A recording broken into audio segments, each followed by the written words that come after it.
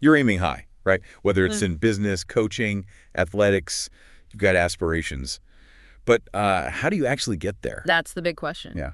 So today, we're doing a deep dive. We're looking at a really solid, science-backed way to bridge that gap between ambition and reality. Think of this as your shortcut to understanding what works. And we're drawing on insights from folks like Coach Ed Padalecki. He has this great line, "My job is to do the uncovering, and your job is to do the implementing." Love that. So we're doing the uncovering part today. Exactly. And a key piece of that uncovering comes from Gabriel Oettingen. She's a top researcher, really digs into the science of making dreams happen. Her book, Rethinking Positive Thinking, it's fascinating. Perfect. Main point, just, visualizing success, it's actually not enough, especially for high performers like our listeners. Right, that positive thinking bubble can sometimes backfire, can't it? It can leave you unprepared. That's where Oettingen's framework is so powerful. It's a 4-step method grounded in research. Okay, let's break it down. The W. W is for wish. Simple enough, but crucial.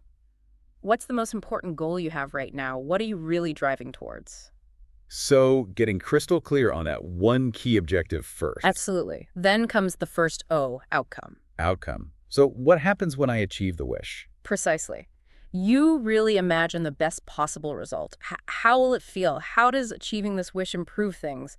You want to vividly picture those benefits. Make it tangible in your mind. Okay, so wish. Outcome. Feeling the success. What's next? The second O, and this one is maybe the game changer, obstacles. Getting real about what might get in the way. Exactly. You have to honestly identify what could stop you. And crucially, Oettingen emphasizes internal obstacles, things like, nerves, self-doubt, procrastination habits. Not just the external stuff like, say, a competitor or a lack of time. Definitely. External challenges are real, but often it's the internal stuff that really trips us up. Yeah. Acknowledging them up front lets you prepare. That makes sense. Anticipating is better than reacting. Totally. And that leads directly to the plan. Okay, so you know the wish, the outcome, the potential obstacles. Now what? Now, you make a specific plan using what Oettingen calls implementation intentions. It's basically an if-then statement. If-then, like? If obstacle X happens, then I will do Y. It creates a preloaded response. So when the obstacle pops up, you're not derailed. You already know what action to take. Okay, let's use an example. Coach P talks about a presentation. Maybe adapt that for a business leader aiming to close a deal. Sure. So, wish. Secure that major client contract. Outcome. Boosted revenue, team morale goes up, company grows. Feel that success. Good. Obstacles.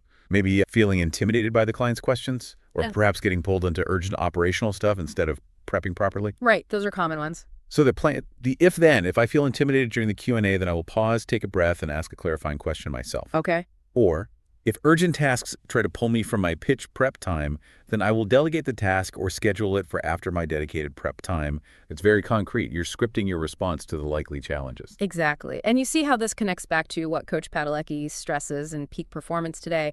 It's all about clarity on the goal, solid preparation, and then taking deliberate action. It aligns the dream with, well, reality and the work needed. It grounds your ambition. Yeah. Makes progress feel more systematic, less like just hoping for the best. Okay, so let's bring this home for everyone listening. Following Coach Ed Padalecki's style, here's your challenge for today. Let's hear it. Grab that goal you thought of earlier. Your wish. What is it? Now, what's the best outcome? Really feel those benefits. Then the tough part. What obstacles, internal and external, might realistically get in your way? Be honest. And finally, what's your plan? Create at least one. If X happens, then I will do Y for a key obstacle. Write it down. Feel the outcome. Plan the response. And then, as Coach P says, take action. Don't just leave it as an exercise. Put it into play. Yes, this is about immediate application. In your business, your training, wherever it matters most. So, a final thought to leave you with. How could consistently applying a framework like WOOP change the game for you? Moving from constantly putting out fires to actually building towards your biggest goals intentionally. It's a shift, isn't it? From reactive to proactive. Understanding these frameworks isn't just academic, it's a practical tool for high achievers. Think about how this uncovering today can directly shape how you tackle your goals starting now. Thanks for joining us for this deep dive. We hope this gives you some food for thought as you continue on your journey.